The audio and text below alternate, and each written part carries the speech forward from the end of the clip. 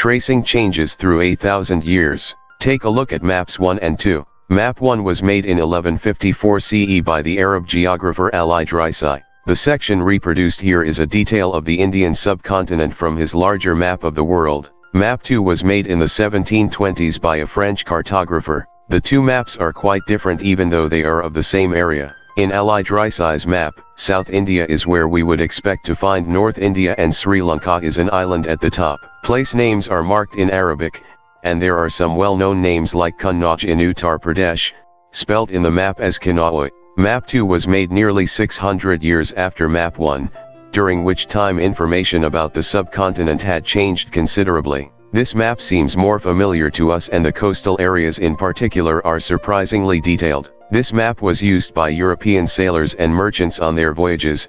See Chapter 6. Equally important is the fact that the science of cartography differed in the two periods. When historians read documents, maps and texts from the past, they have to be sensitive to the different historical backgrounds, the contexts in which information about the past was produced, new and old terminologies. If the context in which information is produced changes with time, what about language and meanings? Historical records exist in a variety of languages which have changed considerably over the years. Medieval Persian, for example, is different from modern Persian. The difference is not just with regard to grammar and vocabulary. The meanings of words also change over time. Take the term Hindustan, for example. Today we understand it as India, the modern nation-state. When the term was used in the 13th century by Minhaj-i-Siraj, a chronicler who wrote in Persian, he meant the areas of Punjab, Haryana and the lands between the Ganga and Yamuna. He used the term in a political sense for lands that were a part of the dominions of the Delhi Sultan.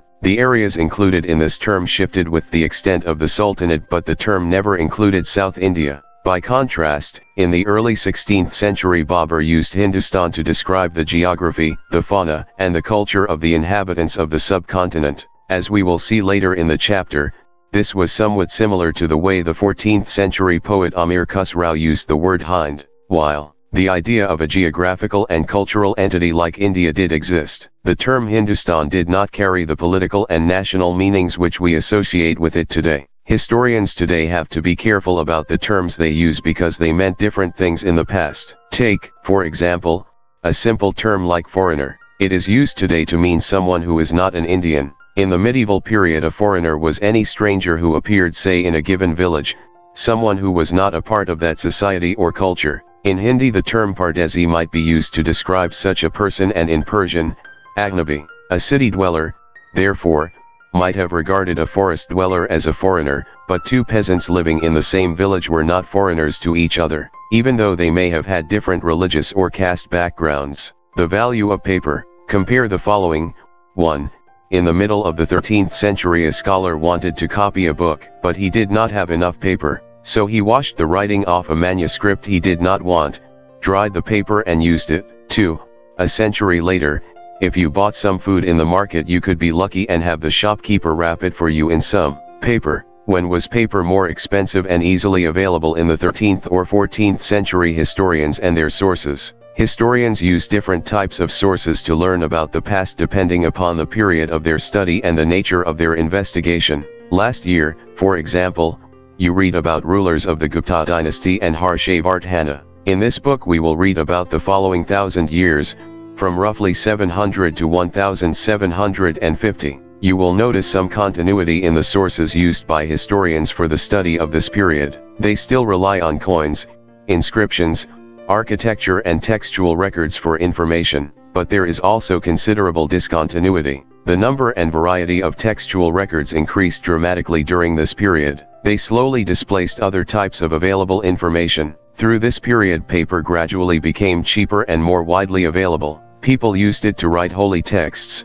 chronicles of rulers, letters and teachings of saints, petitions and judicial records, and for registers of accounts and taxes. Manuscripts were collected by wealthy people, rulers, monasteries, and temples. They were placed in libraries and archives. These manuscripts and documents provide a lot of detailed information to historians, but they are also difficult to use. There was no printing press in those days, so scribes copied manuscripts by hand. If you have ever copied a friend's homework, you would know that this is not a simple exercise. Sometimes you cannot read your friend's handwriting and are forced to guess what is written. As a result, there are small but significant differences in your copy of your friend's work. Manuscript copying is somewhat similar. As scribes copied manuscripts, they also introduced small changes, a word here, a sentence there. These small differences grew over centuries of copying until manuscripts of the same text became substantially different from one another. This is a serious problem because we rarely find the original manuscript of the author today. We are totally dependent upon the copies made by later scribes. As a result, historians have to read different manuscript versions of the same text to guess what the author had originally written. On occasion, authors revised their chronicles at different times. The 14th century chronicler Z. Audubon Barony wrote his chronicle first in 1356 and another version 2 years later. The two differ from each other, but historians did not know about the existence of the first version until the 1960s. It remained lost in large library collections. New social and political groups. The study of the 1,000 years between 700 and 1750 is a huge challenge to historians, largely because of the scale and variety of developments that occurred over the period. At different moments in this period, new technologies made their appearance, like the Persian wheel in irrigation, the spinning wheel in weaving, and firearms in combat. New foods and beverages arrived in the subcontinent: potatoes, corn, chilies, tea, and coffee.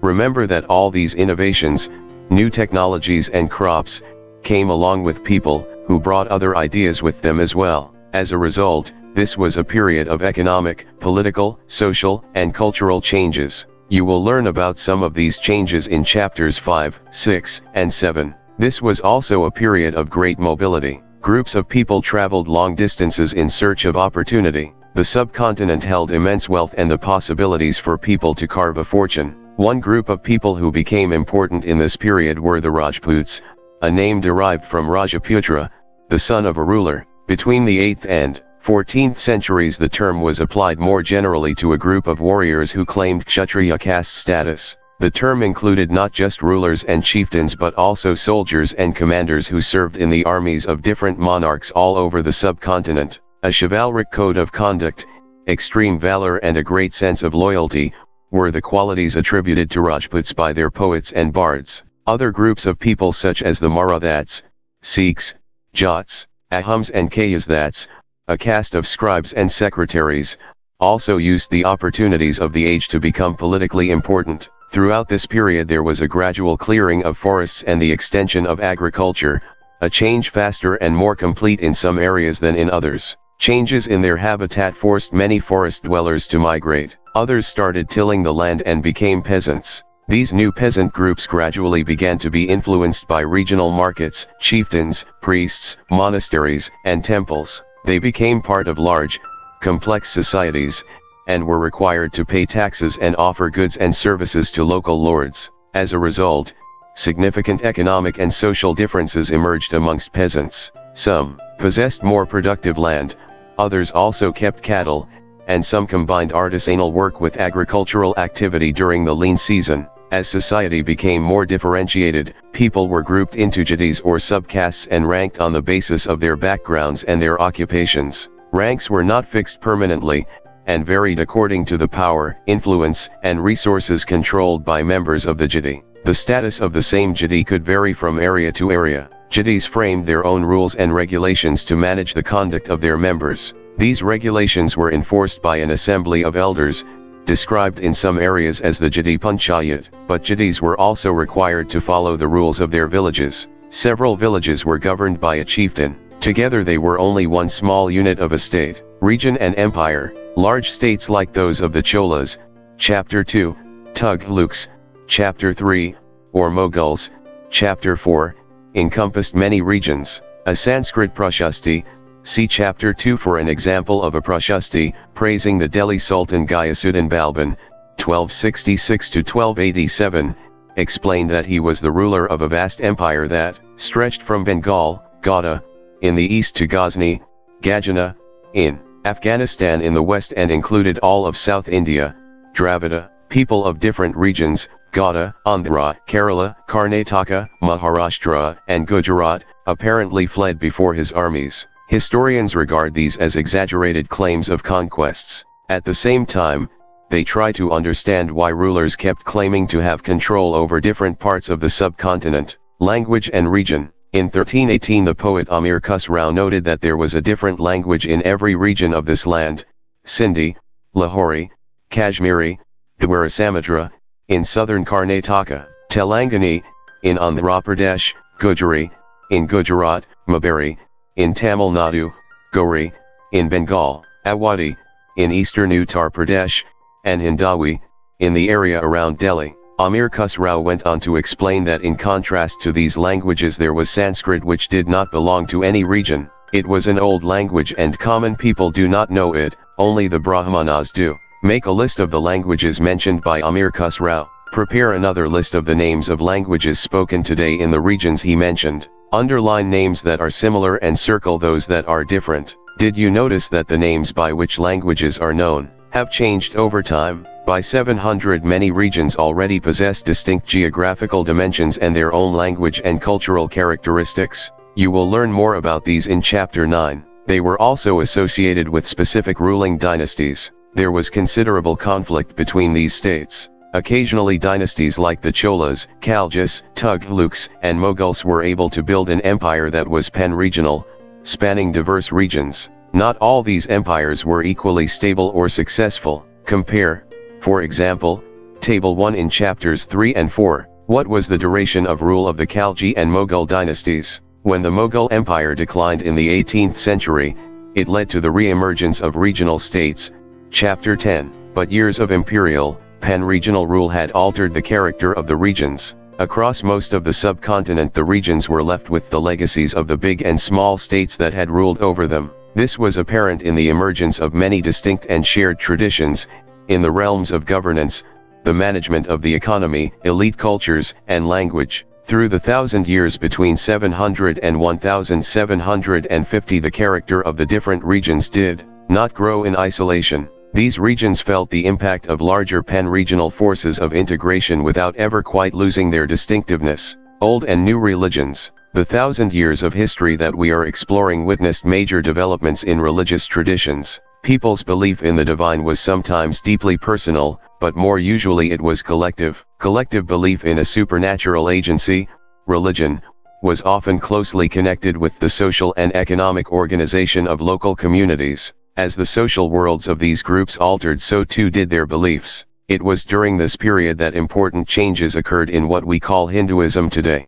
These included the worship of new deities, the construction of temples by royalty, and the growing importance of Brahmanas, the priests, as dominant groups in society. Their knowledge of Sanskrit texts earned the Brahmanas a lot of respect in society. Their dominant position was consolidated by the support of their patrons, new rulers searching for prestige. One of the major developments of this period was the emergence of the idea of bhakti, of a loving, personal deity that devotees could reach without the aid of priests or elaborate rituals. You will be learning about this, and other traditions, in Chapter 8. This was also the period when new religions appeared in the subcontinent. Merchants and migrants first brought the teachings of the Holy Quran to India in the 7th century. Muslims regard the Quran as their holy book and accept the sovereignty of the one God, Allah, whose love, mercy, and bounty embrace all those who believe in Him. Without regard to social background, many rulers were patrons of Islam and the ulama, learned theologians and jurists, and like Hinduism, Islam was interpreted in a variety of ways by its followers. There were the Shia Muslims who believed that the Prophet Muhammad's son-in-law, Ali, was the legitimate leader of the Muslim community, and the Sunni Muslims who accepted the authority of the early leaders, Khalifas, of the community, and the succeeding Khalifas. There were other important differences between the various schools of law, Hanafi and Shafi'i mainly in India, and in theology and mystic traditions. Thinking about time and historical periods, historians do not see time just as a passing of hours, days, or years, as a clock or a calendar. Time also reflects changes in social and economic organization, in the persistence and transformation of ideas and beliefs. The study of time is made somewhat easier by dividing the past into large segments, periods, that possess shared characteristics. In the middle of the 19th century, British historians divided the history of India into three periods: Hindu, Muslim, and British. This division was based on the idea that the religion of rulers was the only important historical change, and that there were no other significant developments in the economy, society, or culture. Such a division also ignored the rich diversity of the subcontinent. Few historians follow this periodization today. Most look to economic and social factors to characterize the major elements of different moments of the past. The histories you read last year included a wide range of early societies: hunter-gatherers, early farmers, people living in towns and villages, and early empires and kingdoms. The histories you will be studying this year are often described as medieval. You will find out more about the spread of peasant societies, the rise of regional and imperial state formations, sometimes at the cost of pastoral and forest people, the development of Hinduism and Islam as major religions, and the arrival of European trading companies. These 1,000 years of Indian history witnessed considerable change. After all, the 16th and 18th centuries were quite different from the 8th or the 11th. Therefore, describing the entire period as one historical unit is not without its problems. Moreover, the medieval period is often contrasted with the modern period. Modernity carries with it a sense of material progress and intellectual advancement. This seems to suggest that the medieval period was lacking in any change whatsoever, but of course we know this was not the case. During these 1,000 years, the societies of the subcontinent were transformed often, and economies in several regions reached a level of prosperity that attracted the interest of European trading companies. As you read this book, look out for signs of change and the historical processes at work. Also, whenever you can, compare what you read in this book with what you read last year. Look out for changes and continuities wherever you can, and look at the world around you to see what else has changed or remained the same. Imagine you are a historian. Choose one of the themes mentioned in this chapter, such as economic, social, or political history, and discuss why you think it would be interesting to find out the history of that theme. Keywords: manuscript, city, region, periodization.